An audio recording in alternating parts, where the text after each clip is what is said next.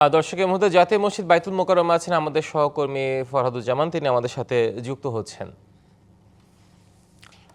ফরহাদ, সকাল 7টায় আপনার পিছনে দেখে বোঝা যাচ্ছে যে প্রথম জামাত অনুষ্ঠিত হচ্ছে। সার্বিক প্রস্তুতি কেমন দেখছেন জানাবেন আমাদের।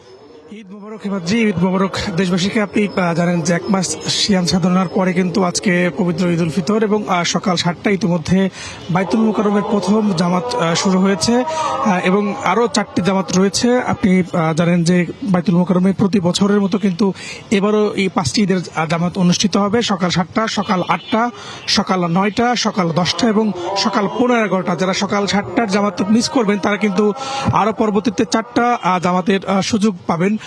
পাশাপাশি আমরা যদি বলে রাখি, বাইতুল মোকাররম কিন্তু কানায় কানায় পরিপূর্ণ হয়ে গেছে এবং এখানে কিন্তু অনেক জায়গা থেকেই সবাই পরিবারের, বিশেষ করে সন্তান সহ অনেকেই কিন্তু এসেছেন নামাজ পড়াতে।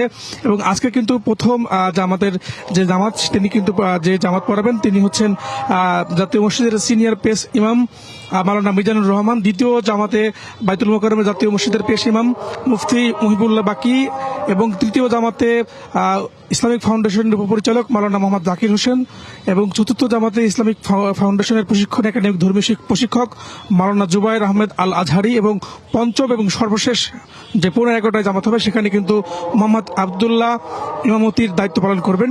এ সময় বিকল্প ইমাম হিসেবে ইসলামিক ফাউন্ডেশনের সহকারী লাইব্রেরিয়ান মাওলানা শহীদুল ইসলাম প্রস্তুত থাকবেন। এবং আমরা দেখতে পাচ্ছি সকাল থেকেই কিন্তু এখানে যারা নামাজের জন্য আসছেন তারা কিন্তু ভিড় জমিয়েছিলেন এবং সকাল ঠিক 7টার দিকেই জাতীয় মসজিদ বাইতুল মোকাররমে প্রথম জামাত শুরু হয়েছে।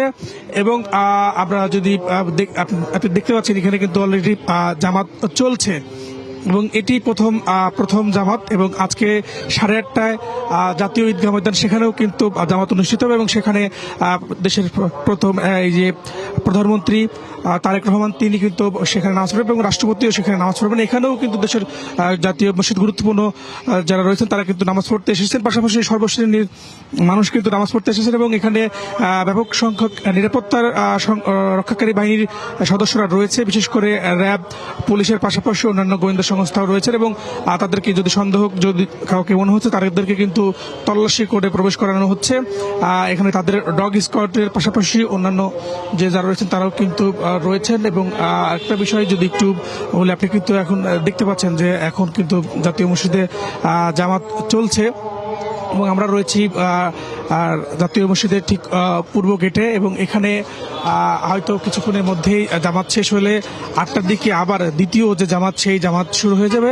এবং তারা কিন্তু জানিয়েছেন যে প্রতি বছরের মতো যে 5টি জামাত হয় এবারও যথাক্রমে সেই 5টি জামাত হবে এবং যারা আসলে ব্যস্ততার কারণে বা অনেক সময় মিস করবেন তারা কিন্তু সুযোগ রয়েছে পরপর আরও 4টি জামাত, বিশেষ করে যথাক্রমে প্রত্যেকটি জামাতে কিন্তু 1 ঘন্টা পরপর শুধু লাস্ট সর্বশেষ যে পঞ্চম জামাত সেটি কিন্তু 15-11টায় অনুষ্ঠিত হবে। এবং দেশবাসীকে এখানে যারা রয়েছেন তারা কিন্তু আগেই আমাদের সঙ্গে কথা বলেছিলেন, তারা বলছেন যে 1 মাস সিয়াম সাধনার পরে আজকে যে জামাত পড়তে এসেছেন, ঈদের নামাজ পড়তে এসেছেন, তারা কিন্তু অনেকটাই খুশি এবং তারা নামাজের পর দেশবাসীর জন্য দোয়া করবেন।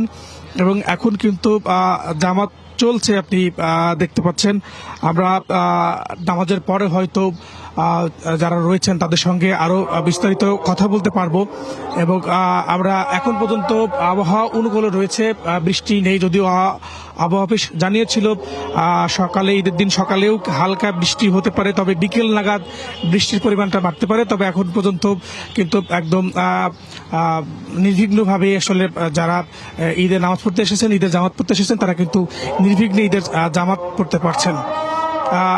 এখন পর্যন্ত কোনো ধরনের প্রাকৃতিক প্রতিকূলতার সৃষ্টি হয়নি, বিশেষ করে যে বৃষ্টির আভাস ছিল এবং ঝড়ো বৃষ্টি সহ শিলাবৃষ্টিরও কিন্তু একটা আভাস দিয়েছিল, বিশেষ করে ঢাকার বাইরে এবং ঢাকাতেও কিন্তু বৃষ্টির একটা আভাস দিয়েছিল। যদিও আবহাওয়া অফিস বলেছিল টানা বৃষ্টির সম্ভাবনা কম এবং এই বৃষ্টি যে একদম পুরো রাজধানী জুড়েই হবে এমনটা তারা কিন্তু জানা নেই। তারা বলেছিলেন যে কোথাও হয়তো বৃষ্টি হতে পারে, কোথাও বৃষ্টি নাও হতে পারে।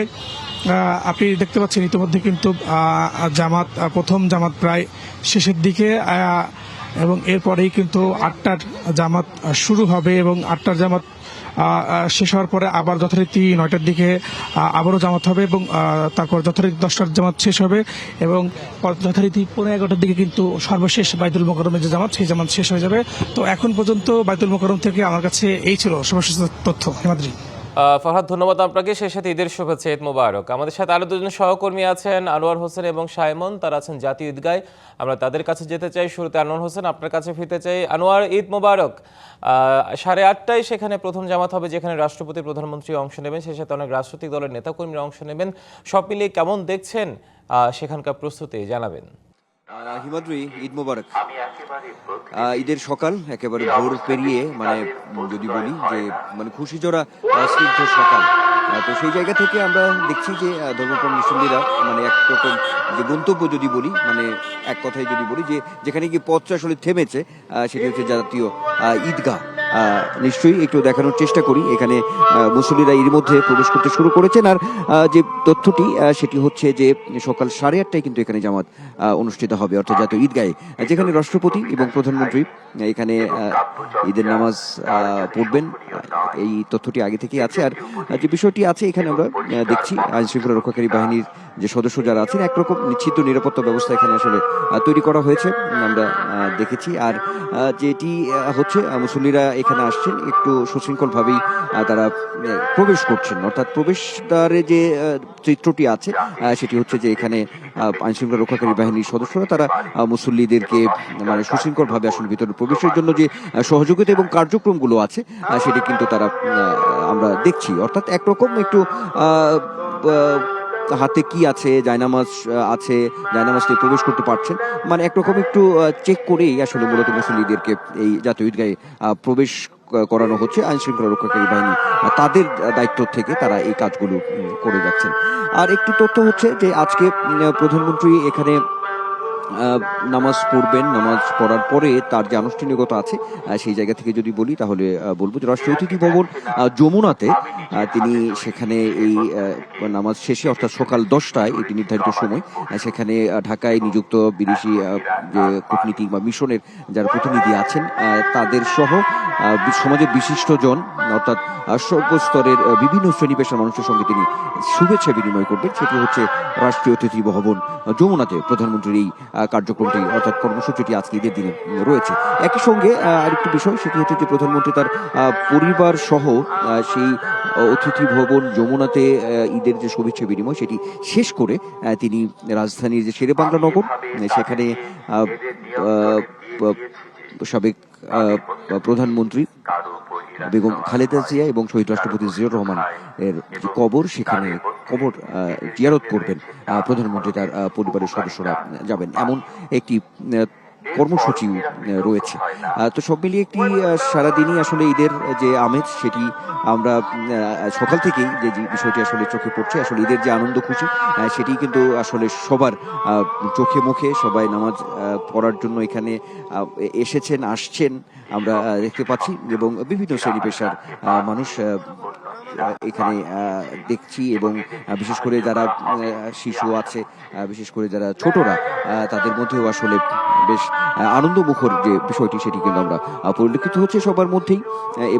এবং এখানে মুসল্লি যারা আসছেন তাদের যে সঙ্গে যে কথা বলে যে বিষয়গুলো আসলে উঠে এসেছে সেই জায়গা থেকে যদি বলি তাহলে বলতে হবে যে আসলে এই যে ঈদের আনন্দ, এই আনন্দটি একেবারেই সবার মধ্যে ছড়িয়ে পড়বে এবং দেশ ও দশের মঙ্গল কামনায় তারা একটা ব্রত, তাদের প্রত্যাশার যে জায়গাটি রয়েছে সেটি হচ্ছে যে দেশটি সহাবস্থানের মধ্য দিয়ে মানে সামনের দিকে এগিয়ে যাবে এবং যে নতুন সরকার যে দেশ পরিচালনার যে দায়িত্বে আছে তারা একটি সহাবস্থানের মধ্য দিয়ে সুন্দর একটি পরিবেশের মধ্য দিয়ে, সুশৃঙ্খল অবস্থার মধ্য দিয়ে মানে সামাজিক একটি সুশৃঙ্খল অবস্থা বজায় থাকবে, এমন বিষয়গুলো কিন্তু এখানে ধর্মপ্রাণ মুসল্লিদের মধ্যে রয়েছে, প্রত্যাশার জায়গা রয়েছে আসলে এই খুশির দিনে, ঈদের দিনে, এমনটাই কিন্তু আমরা আসলে দেখতে পাচ্ছি। সব মিলিয়ে যদি বলি তাহলে হিমাদ্রি বলবো আবারও যে ঈদের যে ঈদ মানে যে খুশি আনন্দ সেই বিষয়গুলি আসলে চারিদিকে ছড়িয়ে আছে। আর এক কথায় যে ঈদ মুবারকের যে ধ্বনি প্রতিধ্বনি সেটি আসলে সর্বত্রই কিন্তু একরকম ধ্বনি প্রতিধ্বনিত হচ্ছে, সে কথা কিন্তু বলাই যায়। নিশ্চয়ই সময় যেতে করাবে অবশ্যই এই ঈদের আনন্দের যে আসলে মূল যে চিত্র সেটি নিশ্চয়ই আপনার মাধ্যমে আমরা দর্শকদেরকে দেখাতে পারবো। হিমাদ্রি। নিশ্চয়ই আনোয়ার থাকুন আমাদের সাথে। সাইমন আছেন জাতীয় ঈদগাহ ময়দানের আরেক প্রান্তে, আমরা তার সাথে যোগাযোগ করতে চাই। সাইমন, ঈদ মোবারক, আপনাকে ঈদের শুভেচ্ছা। আপনার কাছে জানতে চাই, আপনি জাতীয় ঈদগাহ ময়দানে আছেন, রাষ্ট্রীয় অনেক গুরুত্বপূর্ণ ব্যক্তিরাই সেখানে অংশ নেবেন ঈদের জামাতে। আপনি দেখছেন নিরাপত্তা বেষ্টনী ঠিক সামনেই আছেন, কেমন দেখছেন নিরাপত্তা প্রস্তুতি? সেই সাথে জানাবেন এখন পর্যন্ত কারাগারে সেখানে এসেছেন, সার্বিক পুরো বিষয়টি জানাবেন আমাদের। হিমাদ্রি, বৈরী আবহাওয়ার কারণে কিছুটা শঙ্কা ছিল যে বৃষ্টি হলে হয়তো ঈদগাহ মাঠে নামাজ পড়া কিছুটা কঠিন হয়ে যেত, কিন্তু আমরা দেখতে পেয়েছি যে সকাল থেকে মোটামুটি আবহাওয়া মোটামুটি ভালো রয়েছে, যে কারণে আমরা দেখছি যে জাতীয় ঈদগাহ মাঠ, হাইকোর্ট প্রাঙ্গণের যে ঈদগাহ মাঠ রয়েছে, এটি কেন্দ্র করে ঢাকা রাজধানীবাসী এবং এর আশেপাশের বিভিন্ন এলাকা থেকে বেলা 6টা থেকেই আমরা দেখতে পেয়েছি যে মানুষের একটি জনস্রোত ঈদগাহ মাঠ মুখী রয়েছে। এবং আমি আপনাকে যদি দেখাই যে আমি এখন ঈদগাহ মাঠের প্রবেশ পথেই রয়েছি, এখানে 6টা থেকে ভোর 6টা থেকে আমরা দেখছি যে স্রোতের মতো বিভিন্ন দিক থেকে মানুষ আসছে। এবং এখানে আপনার এই মুহূর্তে আমরা বলতে পারি যে ঈদগাহ যে মাঠটি রয়েছে সেই মাঠের আপনার প্রায় 1/3 ইতিমধ্যেই আমরা দেখতে পাচ্ছি যে মুসল্লিদের প্রবেশ করেছে এবং ভরে গিয়েছে।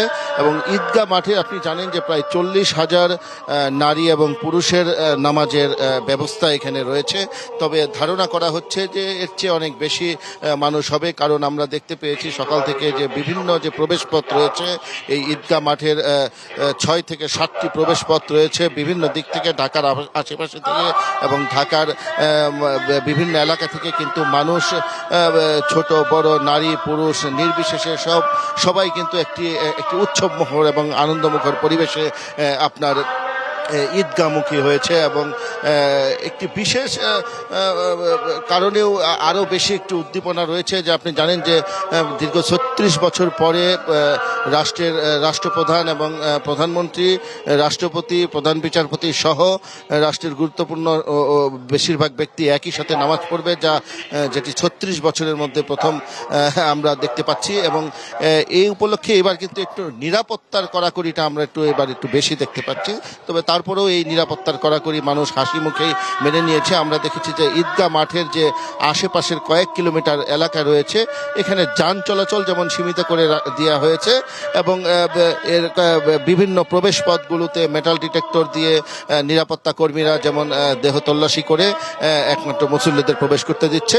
মোবাইল এবং জায়নামাজ ছাড়া কাউকে কোনো বস্তু নিয়ে প্রবেশ করতে দেওয়া হচ্ছে না। তো আমরা দেখতে পাচ্ছি যে এখন 8:30টায় কিন্তু ঈদের প্রধান জামাতটি এখানে অনুষ্ঠিত হবে। এখনো অনেক সময় বাকি রয়েছে, তবে সকাল থেকে এখন মানুষজন আসছে এবং এখানে আমরা দেখতে পেয়েছি যে সিটি কর্পোরেশনের পক্ষ থেকে যেমন মেডিকেল প্রাথমিক চিকিৎসার জন্য ভ্রাম্যমাণ মেডিকেল ক্যাম্প এবং নিরাপত্তা 3 থেকে 4 স্তরের নিরাপত্তা ব্যবস্থা থেকে শুরু করে সব ধরনের ব্যবস্থা এখানে রাখা হয়েছে। তবে এখানে আরেকটি বিষয় জানিয়ে রাখি, সেটি হচ্ছে যে প্রধানমন্ত্রী এবং রাষ্ট্রপতির যেহেতু ভিআইপি ব্যক্তিবর্গরা এই ঈদগাহ মাঠে নামাজ করবে, তো এতে সাধারণের জন্য যে প্রেস ক্লাবের দিক থেকে এবং ঢাকা বিশ্ববিদ্যালয়ের দিক থেকে যে প্রবেশপথগুলি রয়েছে সেগুলো উন্মুক্ত করে দেওয়া রয়েছে। তবে ভিআইপি মুভমেন্টের জন্য 2-1টি গেট সেগুলো আলাদা করে রাখা হয়েছে এবং সেখান দিয়ে ভিআইপিদের জন্য আলাদা একটি করিডোর তৈরি করা হয়েছে। এখন তবে আমরা ধারণা করছি যে বেলা যত গড়াবে এবং নামাজের সময় যত কাছে আসবে তত বেশি মুসল্লিদের পদচারণায় মুখরিত হয়ে উঠবে এই ঈদগাহ মাঠ। হিমাদ্রি, এবং ধন্যবাদ আপনাকে।